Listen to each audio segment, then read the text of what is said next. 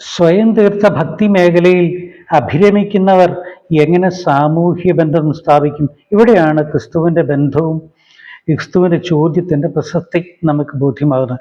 ക്രിസ്തു പറഞ്ഞു, ഈ തൊഴുത്തിലില്ലാത്ത ആടുകളും എൻ്റേതാണ്, യോഹന്നാൻ 10:16.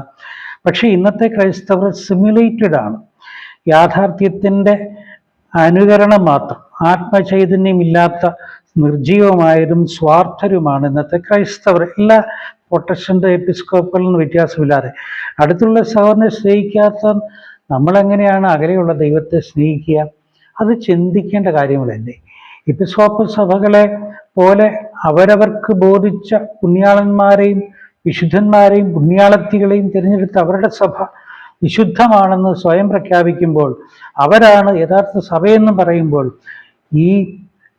മറ്റുള്ളവരെല്ലാം ഭോഷന്മാരാണോ, അവിശ്വാസികളാണോ, ദുഷ്ടരാണോ? ഈ ദൈവം തന്നെയാണോ ഇവരെ സൃഷ്ടിച്ചത്? എൻ്റെ ചോദ്യമാണ്. നിങ്ങളും ചിന്തിക്കുക. ഡോസർ എന്ന ലാറ്റിൻ പദത്തിൽ നിന്നുമാണ് ഡോക്ട്രിൻ എന്ന ഇംഗ്ലീഷ് പദം അല്ലെങ്കിൽ ഉപദേശം, പ്രബോധനം രൂപപ്പെട്ടത്. ഉപദേശങ്ങളുടെ വർധനവും വിഭജനവുമാണ് ക്രൈസ്തവ സഭയെ ഭിന്നിപ്പിച്ചത്. ക്രിസ്തു ഒരു ഇടയനും ഒരു ഉപദേശവും എന്നത് ക്രൈസ്തവ സഭയിൽ ഇന്ന് ഇല്ലാതായി. പെന്തക്കോസ്റ്റ് വിഭാഗങ്ങൾക്ക് തന്നെ 700 ഡിനോമിനേഷൻ ഉണ്ടെന്ന് മറക്കരുത്. ഒരു ക്രിസ്തുവിനെ പ്രസംഗിക്കുകയും ഒരു ഉപദേശമാണെന്ന് പറയുകയും രക്ഷാസ്നാനം മാനസാന്തരത്തെ പ്രഘോഷിക്കുകയും ചെയ്യുന്ന പെന്തക്കോസ്തരിൽ 1914 അമേരിക്കയിൽ ആരംഭിച്ച പെന്തക്കോസ്ത് സഭകൾക്ക് കേരളത്തിൽ തന്നെ 700 ഡിനോമിനേഷൻ, ഈ 700 വിഭാഗങ്ങളുള്ളപ്പോൾ ഏത് സഭയെ നാം വിശ്വസിക്കും? ഏത് ഉപദേശത്തെ അംഗീകരിക്കും? ഏത് പ്രമാണം സത്യമെന്ന് പറയും?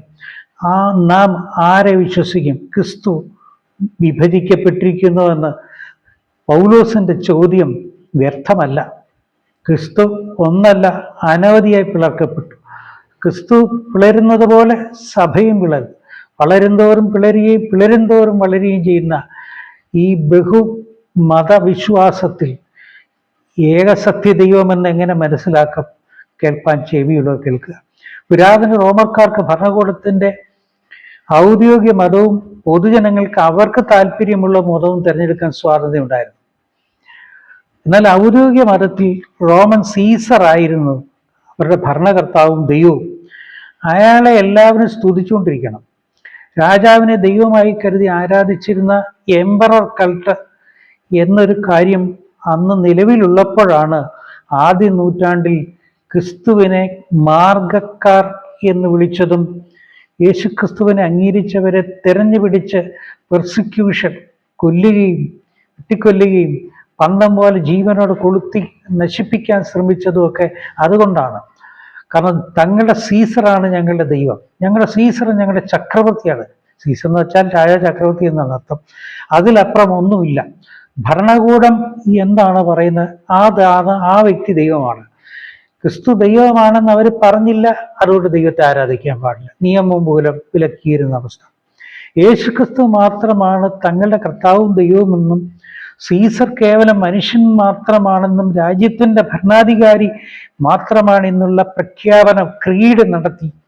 അതാണ് ക്രൈസ്തവർക്കെതിരെ ഈ പെർസിക്യൂഷൻ, പീഡനം ആരംഭിക്കാൻ കാരണം. പ്രവൃത്തികളുടെ പുസ്തകം 8:37, 1 കൊരിന്ത്യർ 12:3. റോമൻ കത്തോലിക്കർ റോമൻ മതത്തിൻ്റെ പിന്തുടർച്ച മാത്രമാണ്. അവരൊരു ക്രിസ്തീയ സഭ പ്രസ്ഥാനമല്ല. ഇവർക്ക് യഥാർത്ഥ ബൈബിളോ ക്രിസ്തുവുമായിട്ടോ യാതൊരു ബന്ധവും പുലർത്താറില്ല.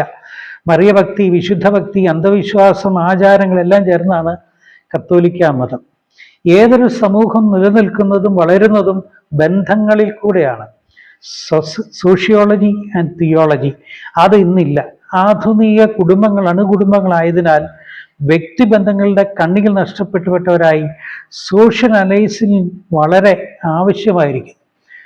ഇത് ഏതാണ് നല്ലതെന്ന് ചീത്തയും തിരിച്ചറിയാൻ കഴിയാതെ കൺഫ്യൂഷനാകുന്ന ഒരവസ്ഥ.